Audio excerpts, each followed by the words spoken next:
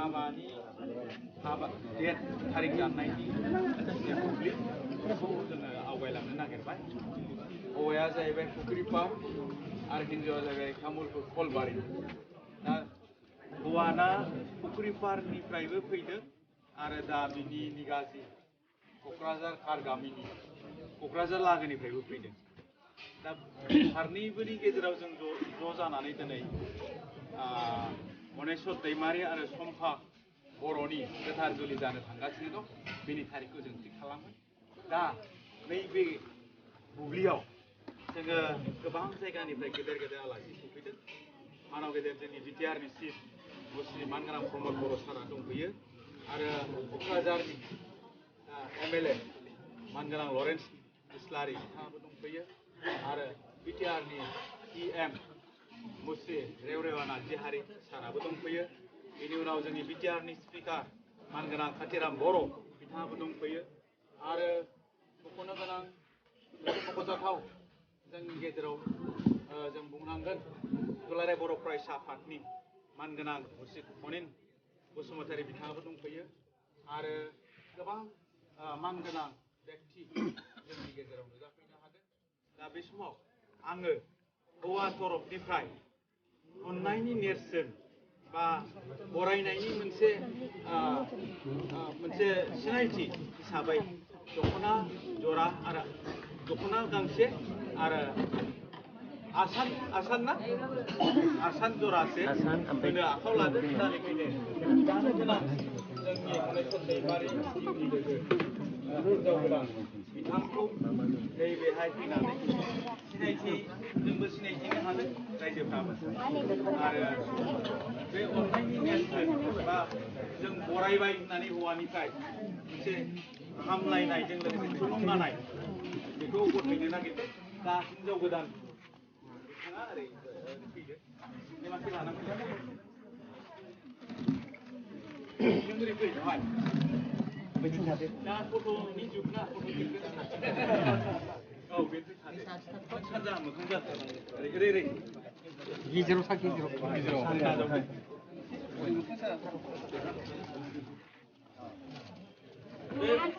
हिनजाव गोदाननि बिनानावसो हौवा गोदाननि बिनानाव बिबाजै जागोन नङा होमबा? दा बिथाङानो हिनजाव गोदान स'मफ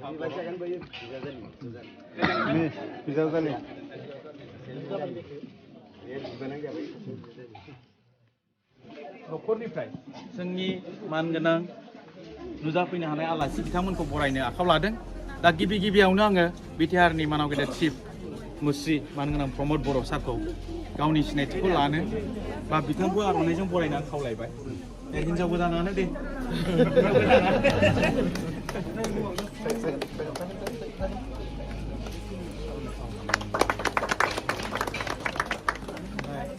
हौवा गोदान बा नोंनि बिहाव जागोन। दे फुख्रि पारनि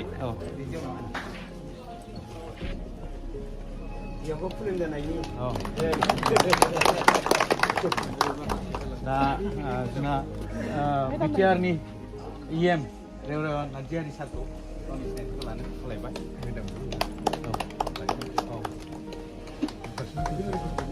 बिनि उनाव बिटिआरनि बुंथिगिरि खाथिराम बर' सारखौ सिनायथिखौ लानो खावलायबाय आरो बिथांखौ आर'नाइजों बरायनो खावलायबाय।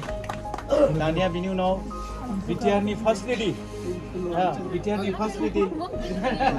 बायदेव मारुल बायदेवखौ सिनायथि लाहरनो खावलायबाय आरो गांसे आर'नाइजों बरायनो खावलायबाय।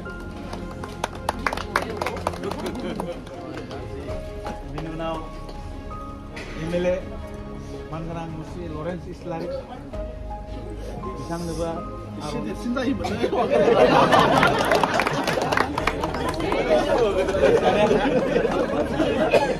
दुलाराय बर' फरायसा आफादनि गाहाय नेहाथारि मनिन बसुमतारी हिनजाव गोदानानो बिराद खाफाल गोनां बयखौबो आर'नाइ सोनो मोनखाबाय आर'नाइजों बरायनो मोनबाय।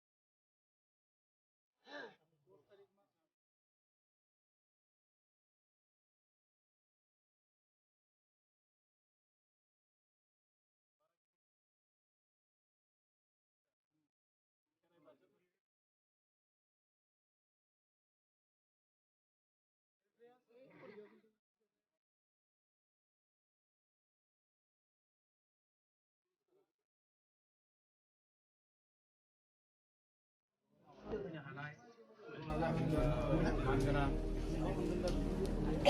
हौवा गोदाननि बिफा आरो मानगोनां हिनजाव गोदाननि बिफा आरो बे मोदाय गामिनि रायजो राजानि लोगोसे बयबो आरो जोंनि क'क्राझारनि आरो माबानि क'क्राझार गामि आरो पुरिपारनि दैदेनगिरि मानगिरि लोगोसे बिटिआरनि मानगोनां चिफ सार आरो EM देरहा सार आरो दैगिरि सिराम बर' सार आरो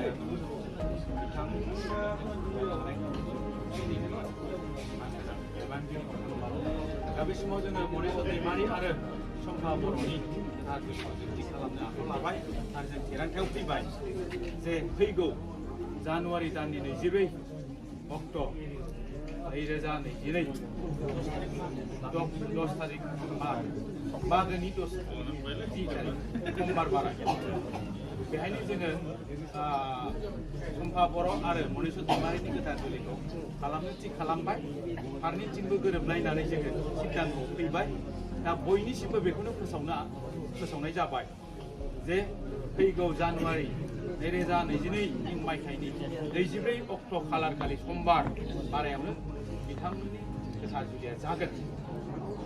दा बे समाव गोथार जुलि जानायनि आगोल बा थिरांथा जाबायबा थिग जाबायबा बे मोनसे हाबाफारि थायो आरो बे हाबाफारिखौ मावफुंनो आखायाव लाबाय।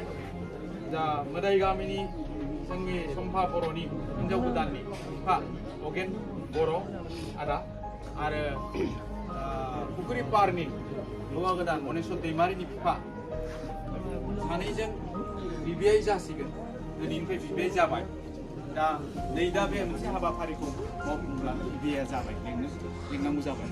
दा बिबिआइ खानो थाखाय आं आवगायबोनो बिबिआइ सोमोन्दोखौ जाहाथे बोजबलायनानै लानो आवगायबोनो खावलायबाय।